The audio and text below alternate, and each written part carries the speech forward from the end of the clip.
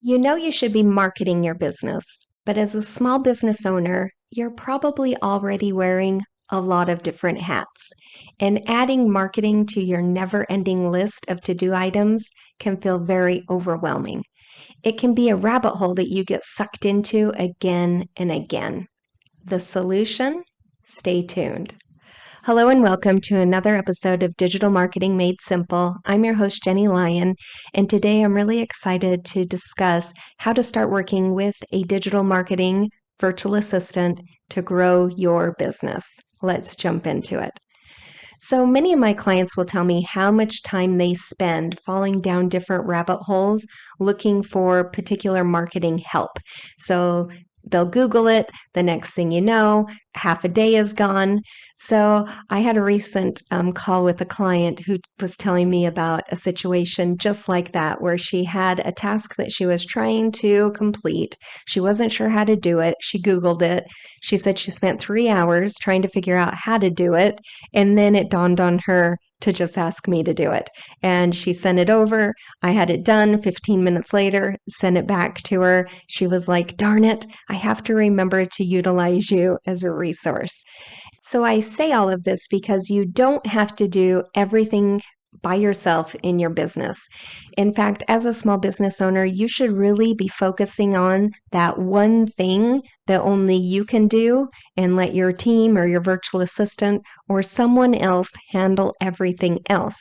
And that's where a digital marketing virtual assistant can really come in and shine. So, for example, our digital marketing team can really help you optimize everything from your online presence to reaching your target audience and, of course, achieving your marketing goals. But how? How does that work? How do you get started? What projects can a VA take on? How will a virtual assistant integrate with your current business and your current team? How will you measure the impact that they're having on your business? There's a lot of different questions that I get asked when someone is thinking of outsourcing or hiring our team or, another team. So there's a lot of questions that we'll dig into today. And I really want to dig into exploring more about, how a digital marketing virtual assistant can assist you, the different benefits of having one, and how you can really transform your overall marketing strategy without breaking the bank. I want to provide you with valuable insights and practical tips so that when you do hire a digital marketing virtual assistant, you can leverage them and really see the power of teaming up with a virtual assistant. So let's start with, what is a digital marketing virtual assistant? Before we really dive into the benefits and, all of the practicalities of hiring digital support, let's first understand what that means. So a digital marketing virtual assistant is not a software. I'm not talking about an AI bot. I'm talking about real professionals. So for example, my team, we're a really tight-knit team of real professionals that work remotely to support you in your digital marketing efforts. So most of our team is located here in the US. I do have some team members in Canada and the UK, but our team really offers and specializes in an array of digital marketing services. So everything from website development and SEO to messaging, ideal client avatar development, content creation and marketing, social media marketing, email marketing and advertising, social media, you get it, on and on and on. We do everything under the digital marketing umbrella. And we work with our clients on a contract basis, meaning that our clients can either hire us for a specific project, or we have a lot of clients that hire us for ongoing support, and we support them in a lot of different areas of their marketing.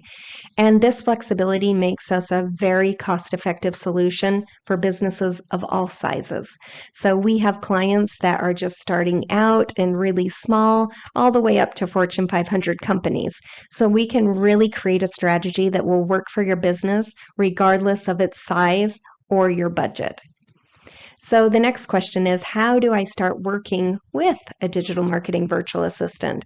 Well, once you have decided that you are tired of doing everything yourself, or you're ready to really ramp up your business and hire marketing support, That's the first step.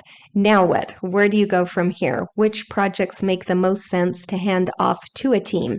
Well, that really depends on the stage that your business is in. And there are really three stages, at least with the clients that I work with. It's really foundational type stage where you're setting up the foundation for your business, and then moving into the promotion stage, which is, we'll talk a little bit more about that, but all the way up to the scaling stage.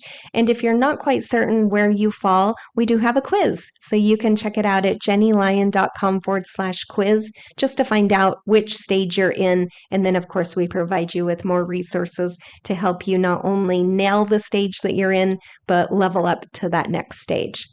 So when we're talking about stage one, the foundational stage, that's where you're probably a newer business, or you're, a company that is just starting out, and you're really in that foundational period of your business. So those types of projects that I do with clients who are in the foundation stage usually fall into several different categories. They either need help with their ideal client avatar, as far as who is their ideal client, and really developing that, because I do have a lot of clients that come into me that think that everyone is their target audience. So that's something that we definitely want to narrow down before we do any type of marketing. And then clients that don't have, their messaging completely down, or their branding, or they need help with setting up those foundational items that we're going to talk a little bit more about today. So in that foundational stage, you may or may not have a website. You may not have had the SEO done on your website. You may or may not have branding or a logo. And you may have some messaging, but you probably have some questions about your messaging, and is it speaking to your ideal client? And again, you might think you know who that ideal client is, but a lot of times in the foundational stage, I find that probably 90% of my clients need a little bit more help refining who their client avatar is, and also refining their messaging, their branding, and ensuring that everything that they're creating is speaking to their ideal client. So you really want to make sure that you're spending that time doing the foundational work. So if that is, if you have a website, I think it's really important to make sure that that website is very solid. The same for your messaging, your branding, all of those pieces. I really look at when I'm working with new clients, especially if I'm auditing their website, just to ensure that all of these things are on point. I'm looking to see, what does that messaging on their website look like? How is that messaging positioned? Is it putting the customer as the center of this overall hero's journey, or is the website all about the client? Of course, we want it to be about the customer. Is that messaging really clear and concise? Is there a story woven into that? Does it pull in personality, all the while stealthily selling or getting people to take that call to action that you want them to take? And the same goes for your branding, your messaging. All of these things really tie together to create a very solid foundation. And then usually once we have that foundation in place, then we'll set up like your first funnel so that you can start to get some lead generation, and you'll start to get people into your ecosystem where you start to nurture them through more content, more, touch points, more action items that they can put into play and get quick wins. But you want to start growing that email list so that you'll have people to promote to when you get to stage two, which is the promote phase. So usually the clients that I work with, if they fall into that promote stage, they really have that foundation set up. Like their website is pretty solid. They know who their ideal client is. They have their messaging and their branding down, and they have a funnel in place that's usually either collecting leads already, or hopefully they have the whole funnel set up, and it's not only collecting and getting people into that funnel, it's nurturing them and hopefully getting you some sales. So if you're in stage two, you have a pretty solid foundation already set up, and you are already pulling those people in, hopefully getting some sales. That way you're kind of ready to ramp up. So really those projects that I help clients with that are in this stage really fall into content marketing, email marketing, and social media marketing. So, of course, you know that you have to start creating content that speaks to your ideal audience. And when it comes to content marketing, I always advise my clients to not overthink it because I feel like so many of them spend so much time creating content that it leaves little time to do anything else. And again, as the business owner, you should really be focusing in on the one thing that only you can do. So whether that's bringing in clients or working directly with clients, whatever that is, you should be focusing your time there. So when it comes to content, telling clients, to keep it simple, I tell them, let's figure out what's going to work best for you and your audience. Is that creating a weekly blog? Is it creating a weekly podcast? Or is it creating a weekly video? Why? Well, we want to establish you as an expert in your field, and we definitely want to create content that supports that and supports your audience. But the nice thing about committing to creating one piece of content a week is that we can use that content to create all of the other marketing content that you need for that entire week and beyond. So I will start with my clients by creating a content calendar with topics that are going to resonate with their audience and support whatever product or service it is that they are offering.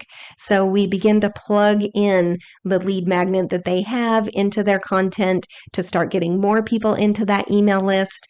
And we use that one piece of content again to create all of the other assets that we need for the week. So whether that's content for social media, it's, content for emails, whatever that is. So for example, I have a client that records a weekly podcast. And so we take her podcast content and we stretch that out to be content for the entire week and beyond. So we convert the podcast, we take her script and her show notes, and we use that to pull together a blog, an SEO-friendly blog for the website. So check, there we go. We've got our content on the website along with the podcast. And then when she records the podcast, we had her add just a simple little thing, turn on your camera. By doing that, she now has a video of the podcast, and we share that on YouTube, and we cut that up and use it for different things like Reels or TikTok. And then we take all of the content, we share it in her email newsletter each week, and then we cut up other pieces as well. We'll pull snippets out from the audio that we share on social media. We'll do other types of videos and other types of social media content. But basically, we end up with a whole huge batch of content based on just that one piece of content that she records every single week. And by doing that, it really extends, your marketing budget. You get a ton of content for very little input.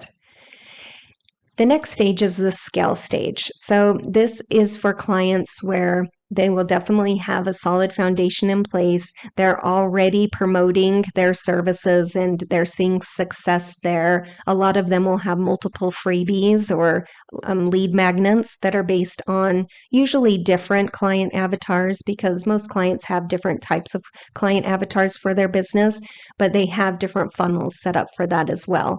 So usually they'll have the different free lead magnets that lead into nurturing sequences that nurture people, but also move them into their paid services. And a lot of times those funnels kind of converge on each other, which is a lot of fun as well. So again, at this stage, we're usually looking at things like creating more funnels. This is usually where we'll start to discuss webinars, online courses, memberships, doing regular launches, and into paid advertising.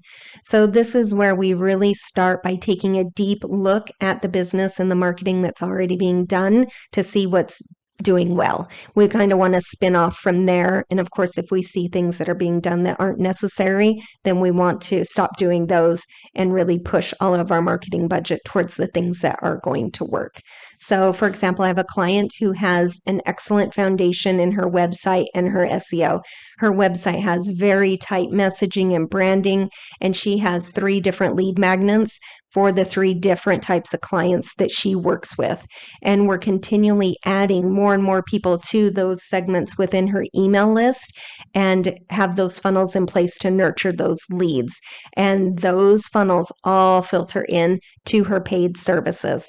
So that part has been going really well, and she's ready to scale that up. So with that nice steady stream of new clients that she has coming in, we kind of want to add gasoline on it at that point. So with her, when we audited all of the existing funnels, we find any type of gaps and then also make suggestions for how we can further flesh out the funnels by adding either more touch points, whatever it is that we need to do to ensure that people are converting as quickly as possible. And then with her, we're helping her to develop new products and new paid service packages and different types of offerings that we can weave into her funnels. So the next step for her is a webinar funnel, because we are also building an online course for her. So that online course is being built kind of alongside of the webinar, so that we kind of have things both moving at the same time. But we're going to get ready to launch that webinar to start to bring in people that can come to the live webinar with her. They learn something, they walk away with something actionable they can put into action in their business today. And of course, we're promoting the online course and hoping that by the end of the webinar, people will sign up for the online course. Of course, that's always our goal.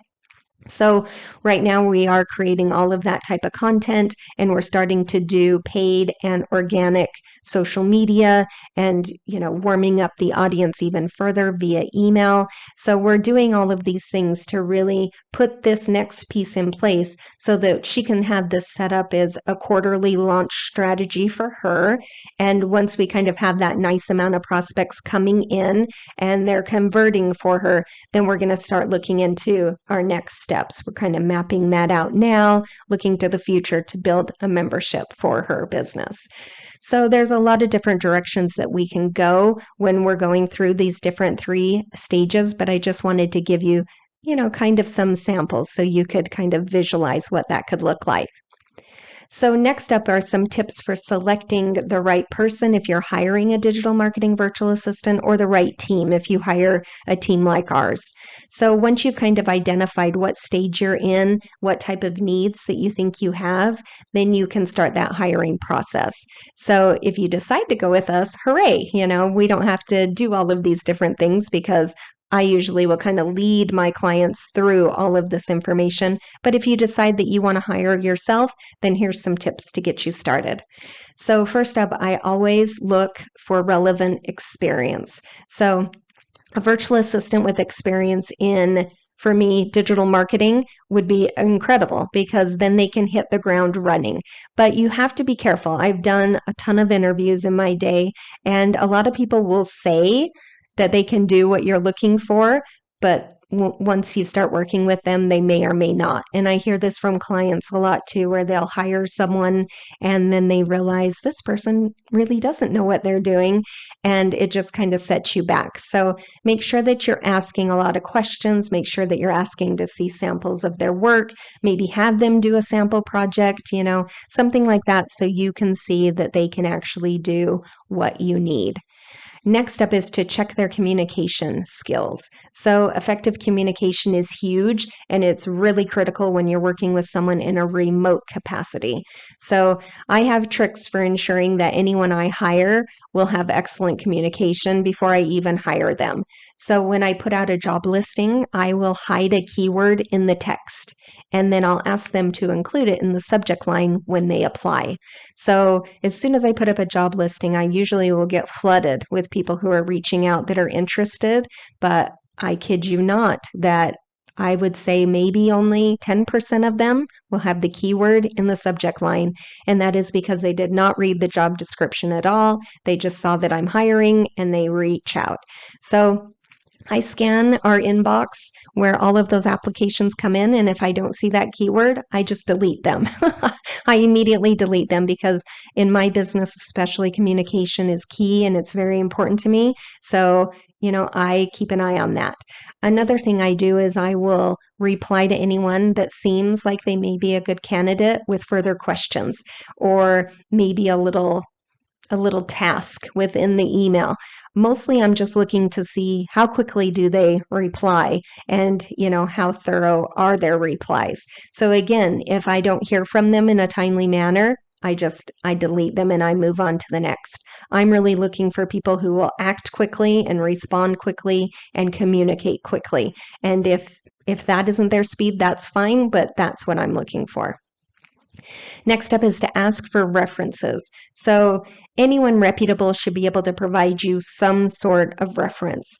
For myself, I can even provide references. I have a lot of testimonials on my website and, different types of case studies. But if you would like to chat with a reference, then you can definitely ask and you should be able to get a reference. And in fact, I never rely on testimonials alone because I do very closely watch my own website and I track different things. And I can't tell you how many times people have stolen my testimonials off my website and put them on their website. So make sure that you're doing your due diligence there. And of course, you want to conduct an interview. This will allow you to meet them in person and assess their skills and see if they are going to be a good fit for your business. Again, ask questions. Pay attention to how they show up. I can't tell you how many people will come to an interview, and because this is a remote position, they will show up in pajamas or with the dog barking or, looks like they just rolled out of bed. For me, that's not what I'm looking for. It may be different for you, but I'm looking for professional. I know that a lot of people think, oh, I work at home. I don't have to get ready. I'm old school. I always am looking for professionalism. So whether during an interview or client Zoom calls, team meetings, all of those things, I'm always thinking to myself, how will this person show up in my business? And then you could start with a trial period. This again allows you to assess their work, before you commit to any type of a long-term arrangement. I highly, highly recommend this. I've had several clients that will hire us after hiring other companies where they've gotten locked into a contract where they are stuck working with someone for 3 months, 6 months, or a year. I had a client who had signed up for a year-long contract, and the virtual assistant that they assigned her just did not work out, and they were constantly reassigning a new virtual assistant to her. She said that she felt like she was rehiring, retraining people over and over and over again, and she actually felt like she was doing more work and just felt like her business was falling further behind. So for myself, I will usually hire 2 people for the same job at the same time because I know that one of them won't be responsive or just simply won't work out. So if I hire 2 people and, one of them doesn't work out, I have another. Sometimes they both work out and then it's fantastic. And, I always have enough work for 2 people. All right. Next up is once you have someone, how do you integrate them into your business? So you really want to set up clear objectives and expectations. That's really critical for a successful integration. So they really need to understand what their role is, what their responsibilities are. And if you hire a team like ours, then this process will be a lot different for you because we kind of guide the process so that you don't have to, and you're not managing any team members. That's my job. We're the experts, so we will set the clear objectives and expectations, and you'll always know what we're working on, what our goals are. Of course, our goals are your goals, but whether you work with a team or you're the one that's kind of guiding the ship, make sure that your virtual assistant understands your business goals and how you want their work to contribute to the success of your business. And communication and collaboration is really important as well when you're integrating someone into your business. So I recommend regular check-ins. I do regular check-ins with all of my account managers every single week. I meet with my team on a regular basis as well. It really ensures that everyone is on the same page, and it's an easy way to address any issues really promptly. So the same goes for clients. I meet with my clients on a weekly or a bi-weekly basis, and having regular check-ins with them again not only keeps everything organized and everyone on the same page, but again a really easy way to answer questions from clients in real time, strategize, and really grow our working relationship, since most of my clients I end up working with for years and years and years. So it's a really great opportunity to build that relationship. Next up is, how do you overcome challenges and build a really strong working relationship with your virtual assistant? Well, growing your business will always come with growing pains, and you'll likely encounter some challenges when you hire someone. So there are different tips that you can put into play to overcome those challenges really quickly, but also be building a strong relationship as you go. So, the most common challenge that I see over and over and over again is communication.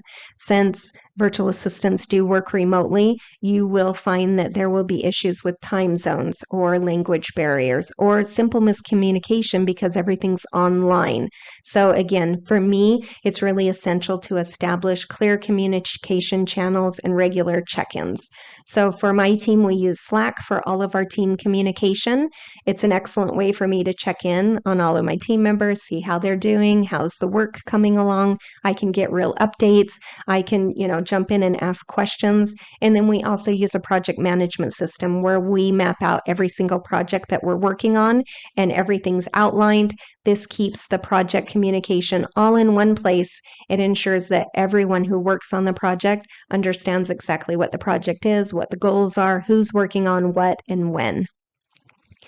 And last but not least is, how do you measure the impact that a digital marketing virtual assistant is having on your business? Well, you can measure it in a lot of different ways. It could be increased productivity, it could be cost savings, it could be, improved digital marketing outcomes. A client recently told me that after she did her taxes, she realized that her business had more than tripled since we started to work together that year period. If that isn't a great way to measure impact, I don't know what is, but here's some other ways you can do that. You can track performance and ROI. So you really want to kind of keep your finger on the pulse using various analytical tools to provide insights into different metrics. So that could be website traffic, social media engagement, email open rates. Another way is to calculate your return on investment through that hiring the virtual assistant. So that really involves comparing costs of hiring the assistant versus what their value is for your business. And then, of course, my favorite, case studies. So my website has numerous success stories of businesses that have benefited from hiring our business. So, for example, we have a client that had a 280% increase in email signups, resulting in our organic social media marketing. So through our organic social media marketing efforts, we were able to increase the amount of people signing up to our email list 280%. We have another client who saw the rise in website impressions go up 2,300%, and she was able to sell out of all of the products that she had set up on her Etsy store. And we did all of that by running Pinterest ads for her. And still, another client that we have just recently saw $75,000 in revenue in a 3-month period due to our social media ads. And that $75,000 was profit. That was after her ad spend, that was after her cost of goods, and after the time that she pays us for. So the future of digital marketing and virtual assistants just keeps getting better and better. As I said, I've been doing this for over 20 years now. And when I first started, I was mostly helping clients with email marketing and shopping cart management, maybe updating their website. But now, 20 years later, we really help all of our clients with all aspects of building their business and marketing their business. And it has been so much fun. Don't think it's going anywhere anytime soon. But to sum it all up, a digital marketing virtual assistant can be a real game changer for your business. It can not only help you to set up a really solid foundation for the business, but it can really help you to reach the goals that you probably don't even think are possible at this point. You could be one of our clients who's doubling or tripling their annual revenue, or adding a new stream of passive income to their business that they didn't even realize was possible. And of course, if you have any questions about hiring a virtual assistant, a digital marketing team, I would love to answer any questions that you have. You're always free to do so anytime on my website at jennylyon.com/chat with Jennie. And again, if you haven't considered hiring a virtual assistant yet, or you're not sure what stage of business you're in, take our quiz. Check it out at jennylyon.com/quiz. That'll get you headed in the right direction But of course, if you have any questions, please reach out. I'm always happy to help. And I'll see you next time on another episode of Digital Marketing Made Simple. See you soon.